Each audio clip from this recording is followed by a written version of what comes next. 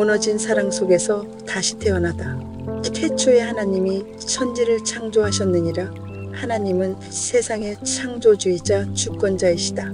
세상은 우연히 존재하는 것이 아니라 하나님의 뜻과 계획에 따라 창조된 것이다. 그래서 하나님이 세우신 질서와 목적 안에서 살아갈 때 인간은 가장 인간답게 살 수 있다. 그 의미는 하나님의 성품 즉 사랑, 공의, 자비, 진실함을 닮아갈 때 인간은 하나님이 창조하신 인간답게 살아갈 수 있다. 하나님의 성품은 보이는 것들이 아니며 모든 보이는 것들을 통하여 생성되는 보이지 않는 가치이며 그것은 인간과 인간과의 관계 가운데서 가능하게 된다. 그래서 하나님의 성품을 담기 위해서는 인간을 알고 뛰어넘는 것이 그 무엇보다 중요하다. 그런 시각으로 보면 인간은 하나님의 성품을 담기 위해 태어났다고 할 수 있다. 누구든지 부모로부터 태어나 가족들과 함께 살면서 인간에 대하여 눈을 뜨게 되고 성인이 되면 새로운 사람을 만나 그 가운데서 인간에 대하여 알게 되고 하나님의 성품을 닮아가는 과정을 거친다. 그리고 세상 사람들과의 만남으로 사랑의 영역을 넓히고 하나님의 성품을 만들어가는 것이다. 그러한 눈으로 세상을 바라보면 이 세상에서 주인공은 사람이며 사실 모든 인간들과의 만남의 목적은 넓은 의미에서 보면 하나님의 성품을 이루기 위한 것이다. 그러므로 인간이 인간을 만나는 것은 하나님 성품을 만들기 위한 훈련 파트너를 만나러 가는 것이다. 가족에서 출발하여 결혼, 이웃들을 만나면서 하나님의 지고지순한 성품에 도착하는 것이 인간이 나아가야 할 이정표다. 하지만 나를 포함한 어느 누구도 배우자, 가족, 이웃들을 하나님의 성품을 만들기 위한 훈련 파트너라는 생각을 하지 못한다. 내 몸에서 난 자식, 남편, 아내가 자신의 훈련 파트너라는 생각을 했더라면 많은 시행착오는 줄었을 것이다. 지난 30여 년의 결혼 생활을 겪으면서 결혼에 대한 잘못된 인식 때문에 너무 오랜 세월 고통은 물론이고 수많은 우여곡절을 겪어야만 했다. 대부분 사람들은 결혼이란 사랑하는 사람을 만나 아이들 낳고 행복한 가정을 꾸려가는 것이라고 생각한다. 나 역시 어릴 적부터 결혼을 해서 행복한 가정을 꾸리는 게 삶의 목표였으며 나의 이상형을 찾아 결혼을 하게 되면 그 꿈이 이루어질 것이라 생각하며 결혼을 했다. 그러나 불과 몇 년의 세월이 흐른 뒤 남편은 다른 사람에게 눈길을 돌리고 있었다. 그렇다고 결혼을 취소할 수는 없었다.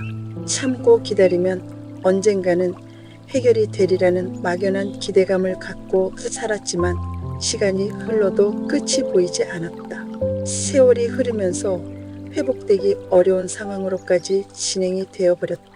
나는 드디어 더 이상 어찌할 수 없는 막다른 골목길에 접어들었다. 마침내 지금까지 걸어온 발자취를 더듬어 보면서 무엇이 잘못되어 그러는지 점검해 보기 시작했다. 인간이 나아가야 할 목표가 무엇일까? 삶의 법칙 기준이 누구에게서부터 발생된 것일까?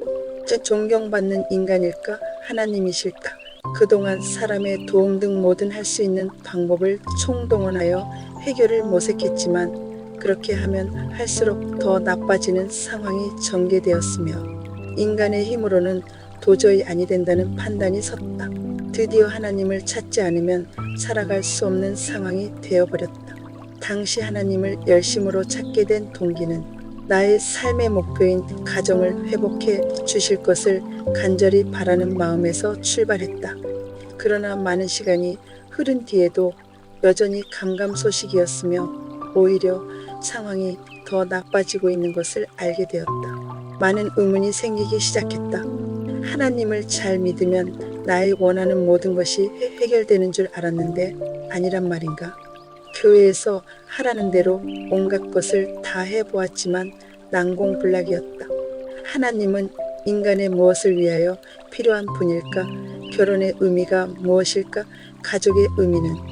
하나님처럼 처음부터 혼자면 될 터인데 결혼은 부질없는 짓이 아닐까?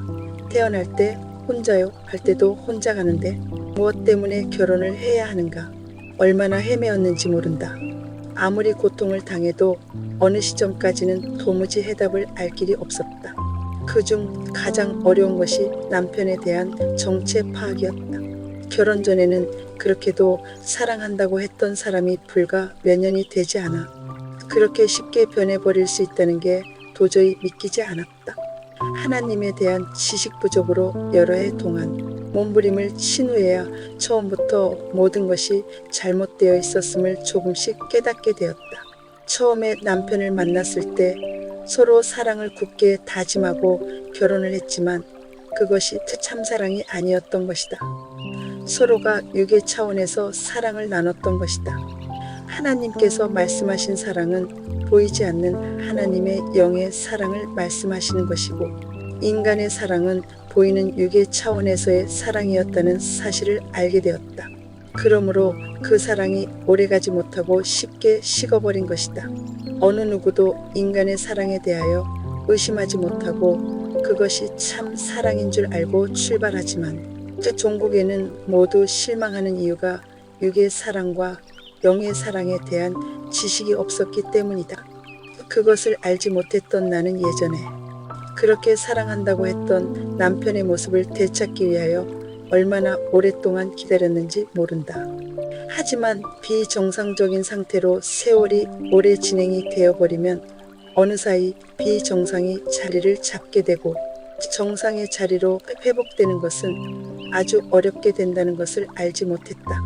어느덧 나의 자리는 온데간데 없어지고 내 존재는 남편 밑에 깔려 있었다.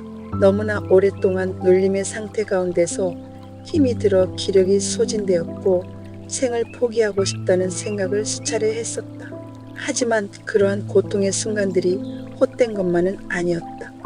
그 세월 동안 괴롭힘을 당하면서 결혼의 의미, 인간이 나아가야 할 목적, 인간의 정체를 어느 정도 알게 되었기 때문이다.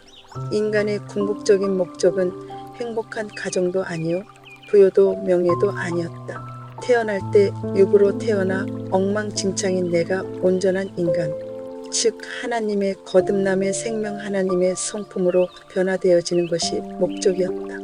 이 세상의 주체는 인간이요 우리가 살아가는 이유와 목적은 가장 먼저 온전한 인간이 되는 것이다.